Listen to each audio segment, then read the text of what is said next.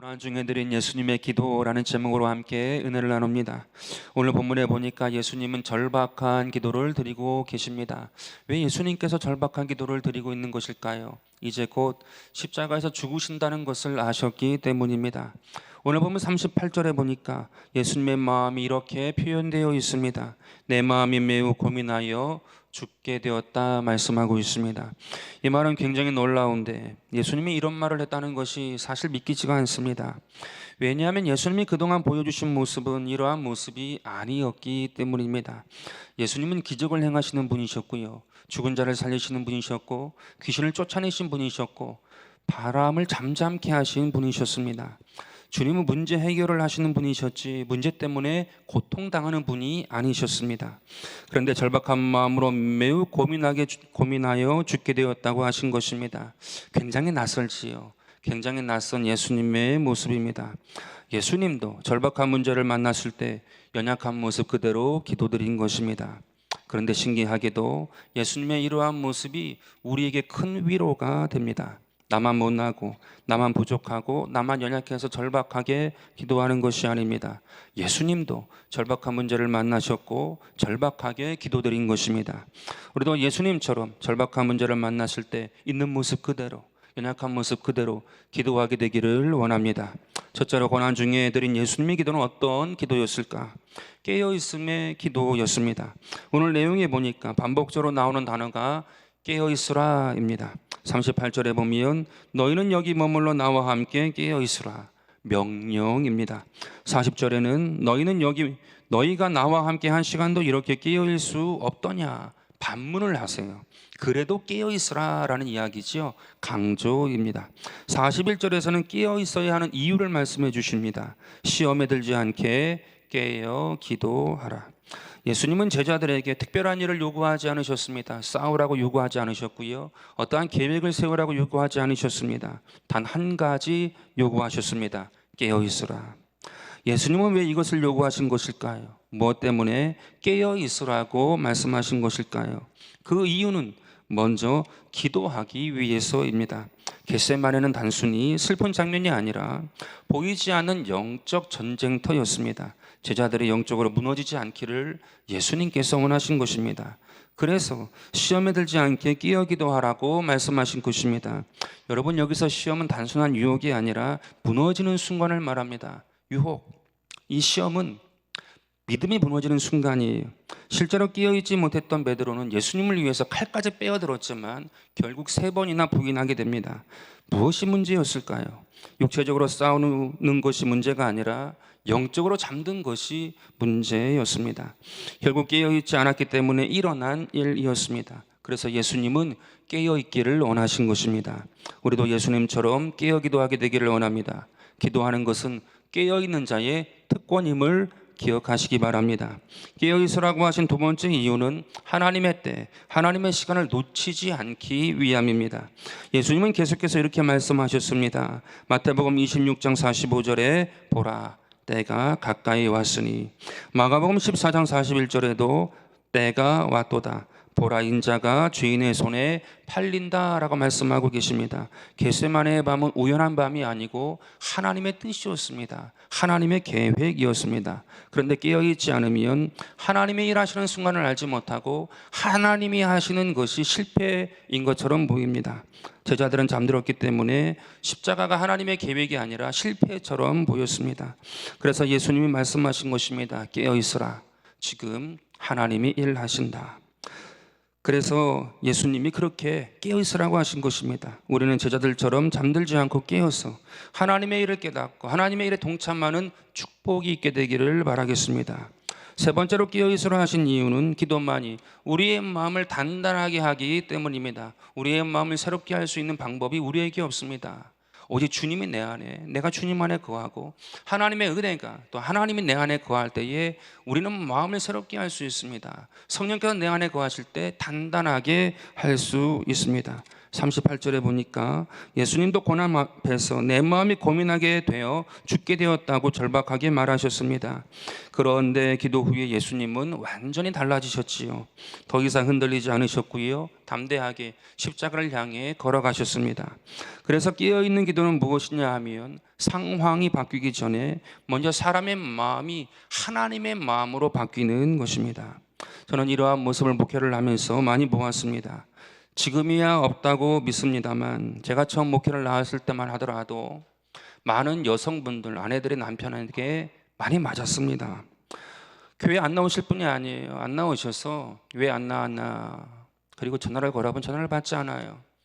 나중에 알고 보면 맞은 거예요. 몸에 멍이 있고 얼굴에 멍이 있어서 도저히 교회에 나오지 못했던 것입니다. 나중에도 이분이 나오셨는데 몸에 멍이 있더라고요. 풀이 죽었어요. 부끄럽죠. 많은 사람들이 함께 있는 예배 자리에 몸이 그러니까, 또 얼굴도 그러니까 풀이 죽어서 앉아있는 모습을 보았던 적이 있습니다. 그런데 예배가 시작하고 찬양하고 기도하고 돌아갈 때의 모습을 보니까 벌떡 일어나서 용감하게 나아가는 뒷모습을 본 적이 있습니다. 상황은 전혀 바뀐 것이 없어요. 남편이 바뀐 게 아니잖아요. 근데 마음이 하나님으로 가득 차게 되니까, 자기의 마음이 하나님의 마음으로 바뀌게 되니까 용기를 내어 돌아가는 모습을 보았던 적이 있습니다. 깨어있는 기도가 이런 것입니다.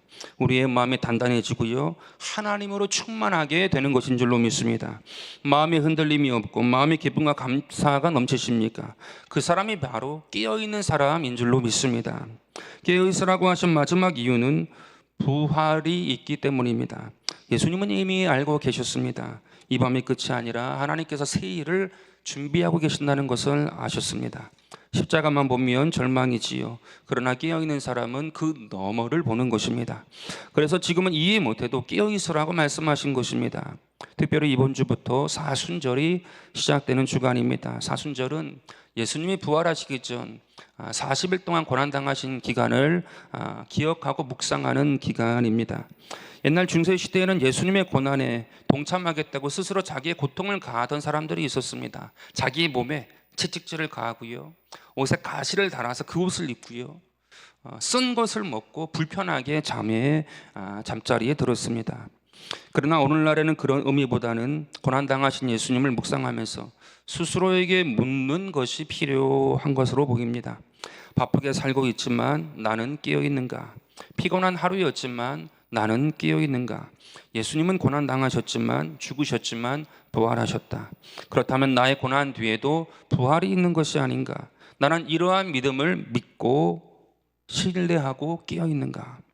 여러분, 이러한 질문이 필요한 것입니다. 그럴 때 주님과 함께 대화, 교통하고 깊어질 수 있습니다. 스스로에 대한 이러한 진실한 물음과 진실한 대답이 있다면 주님이 내 안에, 내가 주님 안에 거하여 깨어있는 인생을 살게 되는 줄로 믿습니다. 따라서 깨어있다는 것은 각자에게 다양하게 적용됩니다. 어떤 사람에게는 깨어있음이 안 하던 기도가 시작되는 것이고요, 어떤 이에게는 하나님의 일하심에 동참하는 것이고요, 어떤 이에게는 두려워하던 마음이 하나님의 마음으로 바뀌는 것이고요, 어떤 이에게는 고난 중에도 부활의 영광을 바라보며 나아가는 것입니다. 어느덧 이번 주가 2월 마지막 주일입니다. 다음 주부터는 3월이 시작이 되지요. 3월이 영어로 행진하다라는 의미를 가지고 있는 달입니다. 여러분의 삶 가운데 본격적인 시작이 있게 되길 바라겠습니다. 행진이 있게 되길 바라겠습니다. 영혼의 깨어남이 있게 되길 바라겠습니다. 영혼이 깨어나서 삶 가운데에 행진하는 은혜가 있게 되기를 바라겠습니다. 교회적으로도 마찬가지입니다. 상반기 화요 전도 모임이 시작이 되거든요. 하나님의 일을 감당할 때 하나님께서 나의 일을 행하여 주실 줄로 믿습니다. 그 은혜를 기억하고 동참해 주시기 바랍니다. 들이막당이 시작됩니다. 우리 시니어 되시는 분들께서 많이 참석하세요. 하나님께서 함께 하시는 것을 많이 경험하고 많이 체험하고 많이 느낄수록 내 삶이 든든해집니다. 내 삶 가운데 희망이 꺼지지 않습니다. 그 마음을 가지고 날마다 기쁨과 감사함으로 나아가는 은혜가 있게 되길 바라겠습니다. 대교구 가운데에 우리 지역장, 구역장님들, 교구장들과 한 마음이 되어서 성령 안에 지구역이 깨어나는 역사가 있게 되기를 바라겠습니다. 행진하는 거예요. 주님과 함께 나아가는 그러한 은혜가 우리 가운데 보이게 되기를 바라겠습니다. 그래서 바라기는 기도가 시작되고 하나님의 일하심에 동참하게 되고 마음이 새롭게 되고 부활의 영광을 바라보고 소망 가운데 나아가는 우리 대전순복음교회 모든 가족 되기를 주의 이름으로 축원드립니다. 둘째로 예수님의 기도는 결국 순종을 선택하는 기도였습니다. 결국 마지막은 순종이었어요. 겟세마네의 기도는 단순한 기도가 아니었습니다. 굉장히 치열했습니다. 예수님은 하나님의 뜻을 알았지만 이 잔이 내게서 지나가기를 구하셨습니다. 땀방울이 핏방울이 되었습니다. 치열했단 말입니다. 그러나 39절에 보니까 결국 이렇게 기도하십니다. 그러나 내 원대로 마시옵고 아버지의 원대로 하옵소서. 여러분, 이 고백이 예수님의 기도의 핵심입니다. 예수님도 인간적인 마음이 있으셨습니다. 고통의 무게를 아셨고요, 할 수 있으면 피하기를 원하셨습니다. 그러나 기도의 자리에서 예수님은 결국 자기의 뜻을 내려놓습니다. 순복하기로 결정하십니다. 예수님의 기도는 하나님을 설득하는 시간이 아니라 하나님께 자신의 마음이 맞춰지는 시간이었습니다. 이 부분을 묵상해 보니까 정말 그래요. 응답받고자 하는 간절한 마음이 있어 보셨습니까? 간절한 마음이 있었을 때에 때로 우리는 금식도 하고 절제도 합니다. 처음엔 되게 이러한 마음인 것 같아요. 저도 그랬습니다. 나 죽겠으니 하나님 들어주세요. 처음엔 다 그 마음이에요. 내가 죽겠으니 하나님 들어주세요. 근데 시간이 갈수록 이것을 뛰어넘어서 이렇게 기도가 바뀝니다. 난 죽었으니 하나님 뜻대로 되기를 원합니다. 이전에는 내가 죽겠다고 했는데 이젠 내가 죽었고 하나님의 뜻이 이루어지길 원합니다 라고 바뀌더란 말입니다. 기도의 자리는 나의 기도가 아니라 하나님의 뜻이 이루어지는 것으로 바뀌는 자리인 것입니다. 저를 한번 생각해 보았습니다. 처음 전도사가 되었을 때에 자주 월요일 날 기도원에 올라가서 기도를 했습니다. 여의도에서 기도원 버스를 타게 되면 딱 1시간이 걸려요. 오살리까지. 근데 가면서 그 버스 안에서 얼마나 많은 생각을 하는지 몰라. 이러한 생각도 하고 저러한 생각도 하고 마음 가운데 있는 것도 막 끄집어내고 얼마나 그 1시간 동안에 많은 생각을 하는지 모릅니다. 그리고 버스를 내릴 때에 기도굴에 가게 될 때, 버스를 내릴 때 이 많은 생각들, 이 많은 것들을 기도굴에서 다 기도하고 응답받고 가야지, 그러한 마음으로 그 버스에서 내렸던 기억이 있습니다. 그런데 막상 기도굴에 가면 어떻게 되는가 하면 실컷 잠을 잘 때가 너무나도 많은 거예요. 그것을 다 기도하겠다고 마음 가운데 작심을 하고 거기까지 갔음에도 불구하고 너무나도 잠을 많이 자는 거예요. 한두 번 그런 게 아니에요. 그러니까 그때마다 제 스스로 자책을 한 적이 많이 있습니다. 나는 왜 이렇게 의지가 약한가? 기도하겠다고 여기까지 와서 또 자고 있단 말인가? 왜 이렇게 의지가 약한가? 저를 자책했을 때도 있고요, 저를 위로했을 때도 있었습니다. 그래, 어저께가 주일이었으니까 힘들었지, 바빴지, 그러니까 지금 피곤해서 자는 거야. 자책을 하던가 위로를 했던 적이 참으로 많았습니다. 근데 나중에 깨닫게 된 것이 있어요. 무엇이냐 하면 기도하겠다고 새벽에 일어나서 새벽 예배 드리고 기도원 버스를 타고 기도원에 올라가고 기도굴까지 갔던 그 자체가 하나님이 보실 때 기도였구나. 그리고 기도굴에서 잠들었던 그 시간, 하나님이 하시는 것이지 내가 하는 것이 아님임을 하나님께서 깨닫게 하시는 시간이었구나라는 사실을 알게 되었습니다. 하나님이 하시는 것이구나. 하나님께서 이루시는 것이지 내 의지로 내가 했기 때문에 이루어지는 것이 아니구나. 그 사실을 알게 되었어요. 여러분, 하나님의 뜻이 나에게 가장 좋다고 믿게 되기를 바라겠습니다. 그 하나님을 신뢰하게 되기를 바라겠습니다. 우리가 하나님을 믿는다고 하지만 진짜로 우리 마음 가운데에 하나님을 신뢰하지 않아요. 하나님을 사랑하지 않아요. 정말로 하나님을 사랑하고 하나님이 내 삶 가운데 있음을 내가 믿는다라고 하면 기도가 바뀌는데 대화하기 시작하거든요. 대화가 되지 않는다고 하시는 이유는 진짜 아직 두 상대가 사랑하지 않기 때문인 것입니다. 진짜로 하나님을 신뢰하고 사랑하는 마음이 열리게 되면 남녀 간에도 그렇잖아요. 그 마음 가운데 닫혀 있는 것이 있으면 완전히 풀어놓고 대화하기가 어렵잖아요. 그런데 진짜 사랑이 이루어지게 되면 할 수 있는 것입니다. 여러분, 우리가 하나님을 사랑하게 되기를 바라겠습니다. 하나님은 우리를 사랑하세요. 나를 사랑하는 자가 나를 사랑을 받는다고 말씀하세요. 나를 사모하는 자가 나를 찾는다고, 나를 만나게 된다고 말씀하고 계십니다. 오늘 저와 여러분의 삶 가운데 정말로 하나님을 믿고 하나님을 신뢰하고 하나님을 사모하고 하나님을 사랑하는 은혜가 이루어지게 되기를 바라겠습니다. 그 마음으로 기도하게 되면 하나님과의 교통이 이루어집니다. 하나님과의 24시간의 교제가 이루어지게 됩니다. 일을 하면서도, 밥을 먹으면서도, 길을 가면서도, 내 삶 가운데 직장 속에서도, 일터 속에서도 하나님의 마음이 느껴지기 시작하고 하나님께 내 마음을 토로할 수 있게 됩니다. 오늘 저와 여러분의 삶 가운데 은혜가 열리게 되기를 바라겠습니다. 성경에 보니까 기도는 나의 뜻이 아니라 하나님의 뜻이 이루어지는 자리라고 말씀하세요. 마태복음 6장 10절인데요, 뜻이 하늘에서 이루어진 것 같이 땅에서도 이루어지이다. 제자들에게 가르쳐 주신 예수님의 기도이지요. 주의 기도입니다. 내 뜻이 아니라 하나님의 뜻이 이루어지는 곳이 기도라고 말씀하고 계세요. 중심이 바뀌는 것입니다. 내가 아니고 하나님이래요. 하나님이 내 삶의 중심이십니다. 바울도 이러한 경험을 했습니다. 고린도후서 12장 8절인데요, 이것이 내게서 떠나가게 하기 위하여. 이것이 무엇이냐 하면 바울에게 있던 육체의 가시였습니다. 내가 바울이 3번 주께 간구했다고 합니다. 그런데 주님의 대답입니다. 9절입니다. 내 은혜가 내게 족하도다. 이는 내 능력이 약한 데서 온전해짐이라 말씀하고 있는 것입니다. 바울은 자신의 가시를 없애달라고 기도했는데 응답이 되지 않았습니다. 3번이나 목숨 걸고 기도했거든요. 그런데 주님은 그 문제를 제거하지 않으셨습니다. 대신 바울은 한 가지를 깨닫게 되었습니다. 기도는 상황을 바꾸는 것보다 하나님의 계획을 먼저 받아들이는 과정이구나. 기도라는 것이 그러한 것이구나. 환경을 바꾸는 것보다 먼저 하나님의 계획이 내 안에 받아들여지는 과정이 기도라는 사실을 깨닫게 되었어요. 그래서 바울은 자신의 뜻이 이루어지지 않았지만 하나님을 만나고 하나님께서 말씀하여 주시고 하나님의 뜻을, 하나님의 계획을 알게 되었기 때문에 너무나도 기뻤습니다. 그래서 바울이 9절에 이렇게 계속해서 고백합니다. 그러므로 도리어 기뻐함으로 나의 여러 약한 것들에 대하여 자랑하리니 이는 그리스도의 능력이 내게 머물게 하려 함이라. 하나님의 능력만 내 삶 가운데 있다라고 하면 약한 것이 문제가 되지 않는데요. 문제가 되지 않는데요. 문제가 되지 않는데요. 하나님의 능력만 내 삶 가운데 머물고 있으면 그것이 내 삶 가운데에 가장 복된 것이다, 힘이다, 능력이다 말씀하고 있습니다. 바울은 깨달았습니다. 문제보다 크신 하나님을 만나게 되면 문제는 더 이상 문제가 되지 않는다. 이 사실을 깨달은 고백입니다. 그리스도의 능력이 내게 머물기를 원한다. 더 이상 내 삶의 문제가 아닌 것을 내가 알게 되었다. 그러니 기쁘다. 너무 감사하다. 하나님의 은혜가 내게 족하다라고 고백한 것입니다.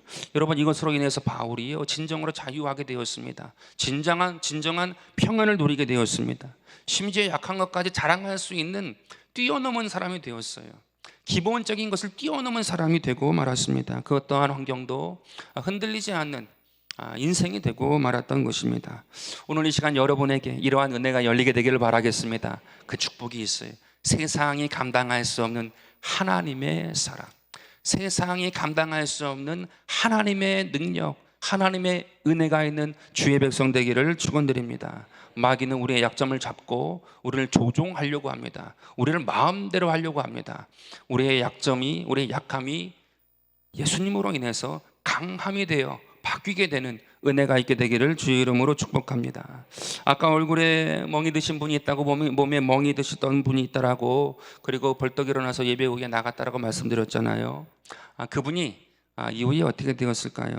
사실 그분이 다음에도 멍든 몸을 가지고 얼굴을 가지고 왔던 적이 있습니다. 그런데 차이가 있었어요. 미세한 차이가 있었는데 이번에는 쭈뼛쭈뼛하지 아니하시고 오셔서 말을 하는데 미묘한 차이가 있었습니다. 뭐라고 말씀하시는가 하면, 나도 조금은 잘못이 있었어요. 그러면서 우리 집은 표현이 좀 거칠어서 그렇다라고 이야기를 하신 것이었습니다. 사실 상황은 다 알잖아요.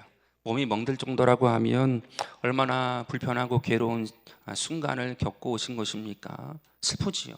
그런데 그렇게 말씀하시다 보니까 함께 웃게 되었던 경험이 있습니다. 슬픈데 웃었어요.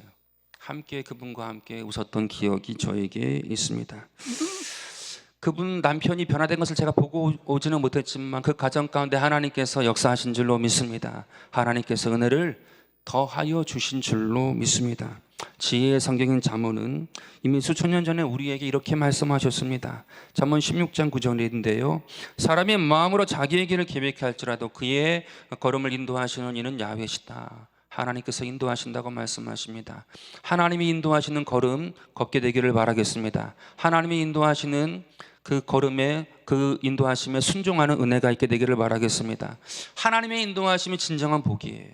하나님의 인도하심에 그 복됨이 여러분의 삶 가운데에 이루어지게 되기를 축원드립니다. 셋째로 고난 중에 들은 예수님의 기도는 시험을 이기는 기도였습니다. 41절을 보니까 시험에 들지 않게 깨어 기도하라. 마음에는 원이로되 육신이 약하다라고 말씀하고 계십니다. 예수님은 제자들의 연약함을 아셨어요. 마음의 나약함도 아셨습니다. 사실 제자들이 잠든 이유는 피곤했기 때문만이 아니라 두려움과 혼란 때문이었습니다. 오늘 본문과 동일한 누가복음에는 이렇게 기록되어 있습니다. 22장 45절인데요. 기도 후에 일어나 제자들에게 가서 슬픔으로 인하여 잠든 것을 보셨대요. 슬픔 때문에 잠들었대요. 잠든 이유가 피곤해서가 아니라고 합니다. 슬픔 때문에 잠들었다. 슬픔이 잠든 원인이었습니다. 잠시 생각해 보니까 이 말이 참으로 옳아요. 참으로 맞습니다. 놀랍습니다. 여러분은 언제 더 피곤하고 몸이 더 무거우신지요? 신기하게도 마음이 즐겁고 기쁘면 힘들어도 힘들지 않습니다. 그런데 마음이 무겁고 답답하고 혼란스러우면 안 힘들어도 힘듭니다. 저는 마음이 무겁고 답답하고 혼란스러울 때가 언제였는가 생각해 보니까 어김이 없어요. 마음이 슬플 때였습니다. 사회통념상으로도 직계가족의 장례가 있으면 5일의 휴가를 주지요. 공무원 세계가 그렇고 직장 세계가 그렇습니다. 3일이면 사실 끝나요. 그럼에도 불구하고 5일간의 휴가를 준단 말입니다. 마음이 슬프면 무엇을 해도 집중이 잘 되지 않기 때문에 그래요. 효율이 떨어진다는 말입니다. 그러니 쉬는 것이 낫다라는 말이지요.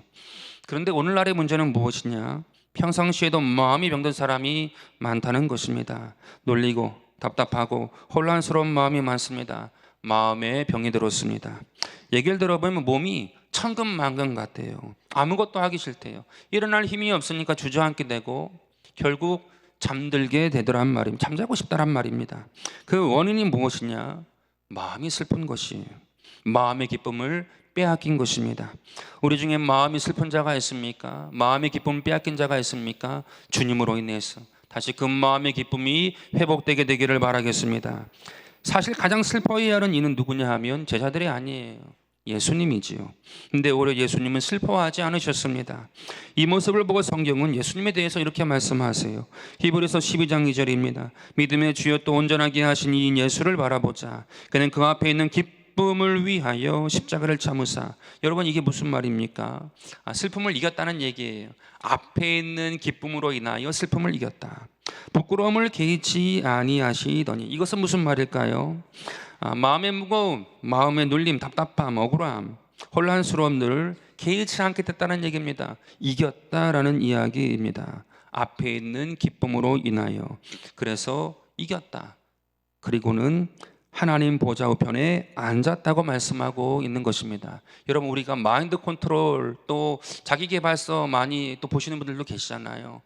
나쁜 건 아닙니다. 무엇인가를 향해 나갈 때에 도움이 분명히 됩니다. 그런데 그 도움은 공허함이 찾아오거든요. 마인드 컨트롤한 것은 어느 순간에 마음에 공허함이 들어오게 됩니다. 그런데 우리는 무엇이냐 하면 마인드 컨트롤이 아니에요. 살아계신 하나님을 알기에, 앞에 있는 기쁨을 주시는 분이신 줄 믿기에 우리는 그 믿음을 가지고 나아가는 것입니다. 그래서 이것은 마인드 컨트롤이 아니라 믿음이에요.